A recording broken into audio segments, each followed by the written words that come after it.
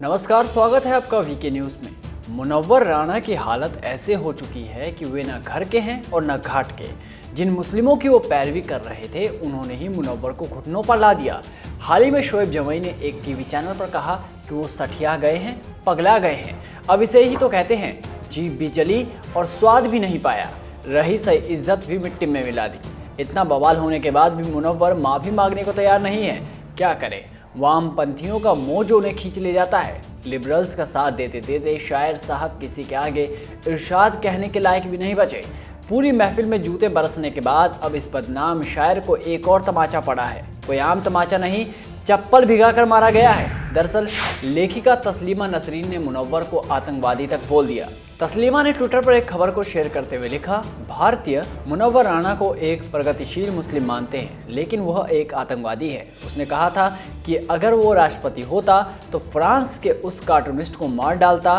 वो उन मुस्लिम आतंकवादियों का समर्थन करता है जिन्होंने फ्रांस में लोगों को मारा है। इस मूर्ख ने कुछ भी जाने बिना मेरे बारे में और मेरे संघर्ष के बारे में झूठ बोला है। आपको तो याद ही होगा जब मुनव्वर ने बड़े ही बेशर्मी से फ्रांस में टीचर के हत्यारे का समर्थन किया था और कहा था मैं भी ऐसा ही करता। कट्टरता के नशे में चूर मुनव्वर ये तक भूल जाते हैं कि वो अभी भारत में ही है। इस तरह के बयानबाजी कर आप उन लोगों का भी समर्थन कर रहे हैं जो इस तरह की चीज़ों को बढ़ाने की सोच रहे हैं। खैर, सच बात तो ये है कि जिस कट्टरपंथी मुस्लिमों का मुनव्वर साथ दे रहे थे, जिनके हम कदम बने हुए घूम रहे थे, उसी कट्टरपंथी कौम ने मुनव्वर का चैन और इज्जत सब छीन ली।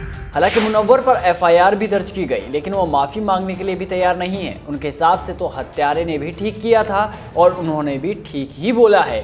कितना ठीक बोला है ये आप जानते ही हैं। सिर्फ मुनव्वर ही नहीं, तस्लीमा नसरीन ने ओवैसी को भी निशाने पर लिया और ट्वीट करते हुए लिखा कि ओवैसी अक्सर कहते हैं कि वो विदेशी हैं और उन्हें भारत में इस्लाम पर बात करने का कोई अधिकार नहीं है।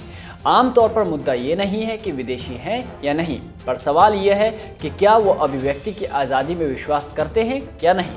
अगर कोई इस्लाम की आलोचना करे तो उस पर हमला करते हैं, जिस तरह से उसने मुझ पर हमला किया है। आपको बता दें कि कट्टरपंथी तस्लीमा को मुस्लिम भी नहीं मानते, क्योंकि तस्लीमा ने एक बुक लॉन्च की थी जिसमें उन्होंने बदलाव की बात की थी। तो अब देखने वाली बात होगी कि मुनव्वर इस बयान पर क्या जवाब देते हैं। तब तक आप बने रहिए वीके न्यूज़ के साथ। नमस्कार।